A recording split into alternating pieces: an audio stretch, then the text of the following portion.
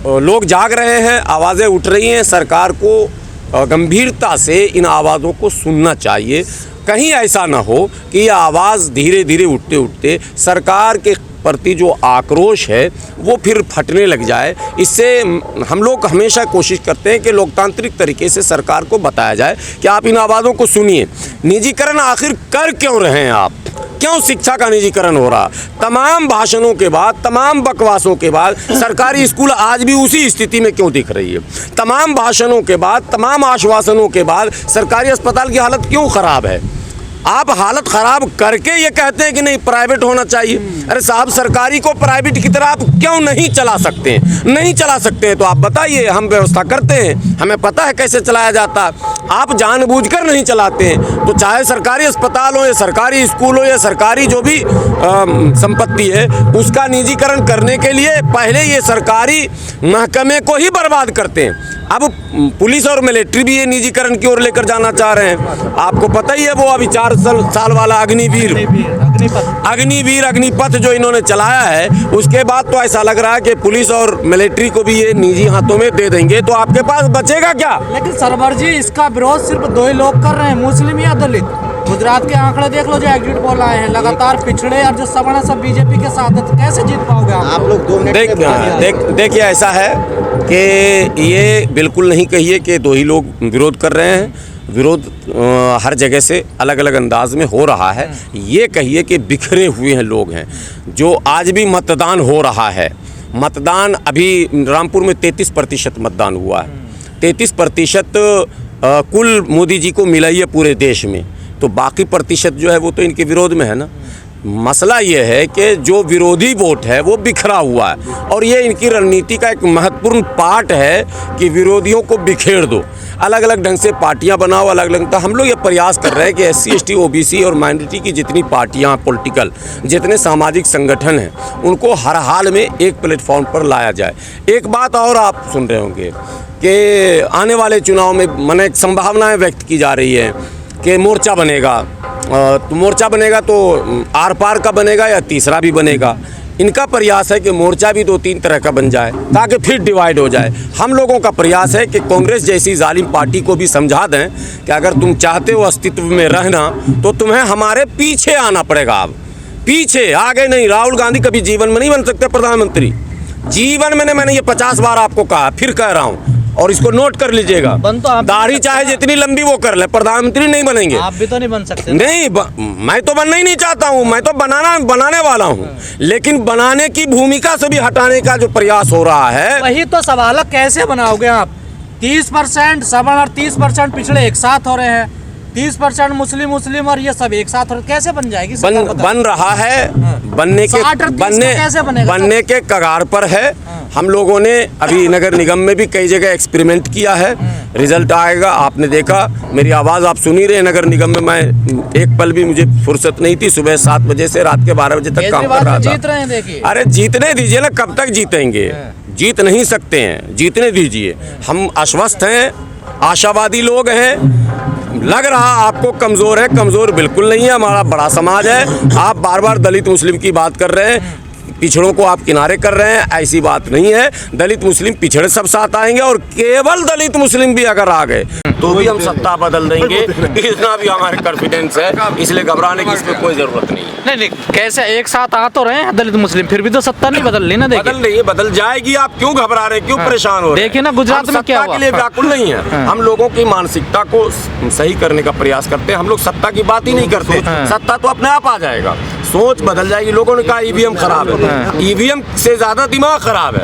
हमको EVM से ज्यादा दिमाग सही करना है। हम लोगों को ये समझा रहे हैं पहले दिमाग सही करो, EVM तुम्हें एक दिन में खत्म कर देंगे। सरकार में जब आएंगे, EVM लाने का काम, हटाने का काम, नोट चालू करने का काम, बंद करने का काम, गाड़ी बंद करने का काम, चलाने का काम, तो लॉकडाउन लगाने का काम, हटाने का काम, स्कूल बनाने का काम, तोड़ने का काम, बेचने का काम, खरीदने का काम, स्टेशन बेचने का काम, ये सब काम सरकार के पास है लोकतंत्र में। हम चाहते हैं कि बजाय इस शिकायत के कि मोदी जी बेच रहे हैं या ये कर रहे हैं, मोदी जी पूरा सब कुछ बेच दें।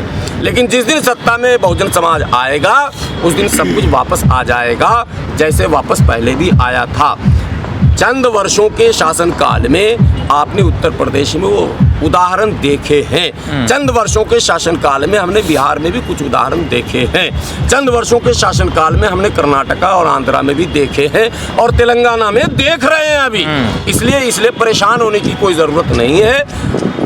धैर्य रखिए। लोगों को हम चाहते हैं कि एक संदेश जाए कि देश में सर्वोपरि संविधान है, कोई धर्म खतरे में नहीं है। पोल कैसे देख रहे हैं? अरे आप फिर इलेक्शन की तरफ ले जा रहे हैं। यहाँ एक अफीम है कि इस्लाम खतरे में है, हिंदुत्व खतरे में। मैं कहता हूँ ना, इस्लाम खतरे में, ना हिंदू धर्म खतरे में आ ही नहीं सकता। धर्म उसका खतरे में आएगा जो पाखंडी होगा।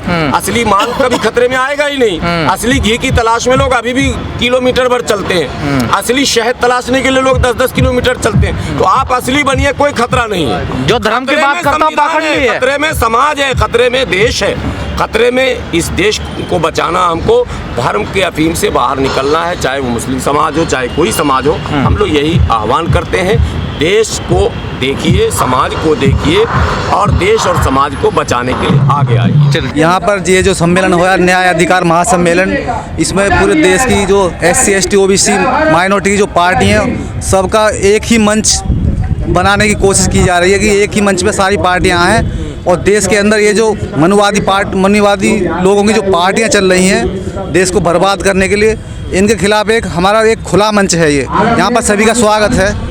दलित पिछड़े 1,000 हैं क्या देश में? जी, दलित पिछड़ों का ये एक कोशिश है, एक मुहिम है ये कि सबको एक किया जाए यहाँ पे। तो कैसे एक होंगे? लग तो निरा एक हो रहे हैं। देखो, किसी भी कोई भी काम होता है उसकी शुरुआत सुनने से ही होती है, एक से ही होती है। यहाँ पे कल भी मैं आया था, आज भी आया हूँ। काफ़ी मंच इकट्ठे हुए हैं, काफ़ी संगठन ऑर्गेनाइजेशन यहाँ पे हैं और आज भी कोशिश है ये, तो कोशिश की जा रही है ये। लगता है इन सम्मेलनों से बदलाव होगा समाज में? देखो, यदि यहाँ पे लोग नहीं आएंगे, ऐसा जो मैं सैल्यूट करता हूँ जो जिन्होंने यहाँ पे जो देश के इंटेलेक्चुअल हैं, जो देश के अंदर अपनी आवाज़ उठा रहे हैं। हालांकि ये जो सरकार है, ये 3 चीज़ें चल रही है, पुलिस, EVM और मीडिया।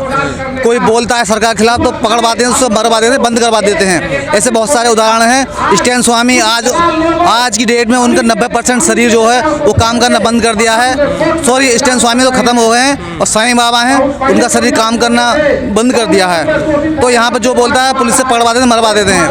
EVM है वो इनके हाथ में है, कोई जनता इनके लिए वोट दे या ना दे उनके हाथ में है। तो राष्ट्रपति जी बोल तो रही हैं जो जेलों में लोग बंद हैं उनको छोड़ा जाए, देखिए और क्या चाहिए? राष्ट्रपति बोल रही हैं, मुझे लगता नहीं है कि उनके जो वक्तव्य है उस पर सरकार ध्यान देगी, मुझे नहीं लगता है, क्योंकि वो तो एक कठपुतली मात्र हैं। और लेकिन पहल तो करी ना उन्होंने, देखिए पहल करी, हम उसका स्वागत करते हैं। लेकिन मुझे लगता नहीं है कि कुछ सरकार उसमें कुछ कर पाएगी, क्योंकि वो सिर्फ रबर स्टाम्प है, जैसे पहले थी रामनाथ कोविंद जी। मैं बोल रहा था सरकार 3 चीज़ें चल रही है, पुलिस, EVM और एक मीडिया। EVM में क्यों गड़बड़ लगती है आप लोगों को? जब जो क्या कहते हैं, जब 20,000 किलोमीटर एरोप्लेन उड़ता है, वो नीचे रडार से संचालित होता है, कंट्रोल होता है। तो EVM क्या चीज़ है? कुछ भी नहीं। और मीडिया इनकी है ही है, इनके मीडिया जो है उसकी जातीय सहमति और वो बिकाऊ है, वो दिखाती नहीं है। 3 चीज़ से चल रही है और मेन चीज़ है मीडिया, जिससे सरकार चल रही है, मीडिया मैनेजमेंट के द्वारा। क्या है आप लोगों के पास रास्ता? यही है, ये जो मंच हो रहे हैं, जो देश के अंदर पूरी आंदोलन हो रहा है, सरकार मीडिया दिखा नहीं रही है। यदि मीडिया 100 घंटे के लिए ईमानदार हो जाए, एक दिन के लिए, सरकार घुटनों पे आ जाएगी। ये मीडिया से देश चल रहा है। ये मीडिया ईमानदार नहीं हुई तो? मीडिया ईमानदार हो या ना हो, जब देश के अंदर देखो दुनिया आप लोगों के पास क्या रास्ता है? मीडिया आपके साथ नहीं, पुलिस आपके साथ नहीं, कोर्ट आपके साथ नहीं, तो फिर क्या रास्ता? देखो, ऐसा है, मैं ये कहना चाहूँगा, जब अलेक्जेंडर, जिसको सिकंदर कहा जाता है, उसने दुनिया पर नफरत के बल पर राज किया। महात्मा गांधी, हमारे डॉक्टर भीमराव अंबेडकर, इनको शांति के लिए जाना जाता है। जिन्होंने राज किया, सिकंदर ने नफरत के बल पे, उसको आज बच्चा तक जानता नहीं है। डॉक्टर भीमराव अंबेडकर और गांधी जी को हर आदमी जानता है, बच्चा तक जानता है। और जो ये जो आज नफरत की राजनीति कर रहे हैं देश पे, जब सिकंदर, बाबर, जिन्होंने कर रहा नफरत की राजनीति, जो मनुवादी लोग हैं, जो देश में केंद्र की सरकार है, मोदी सरकार, यही कर रहे हैं। और क्या सरकार मनुवादी है? जी बिल्कुल, सारे मनुवाद का मतलब है पाखंड को बढ़ावा देना, मनुवाद को बढ़ावा देना। मोदी जी तो सबका साथ सबका विकास कर रहे हैं। ये सब फर्जी है। मोदी का उल्टा करेंगे तो ये डेमो बनता है, उसका डेमो का मतलब सब फेक, फर्जी, जिसको मीडिया खुद को मेन स्ट्रीम मीडिया कहती है, मैं उसको फेक स्ट्रीम मीडिया कहता हूँ।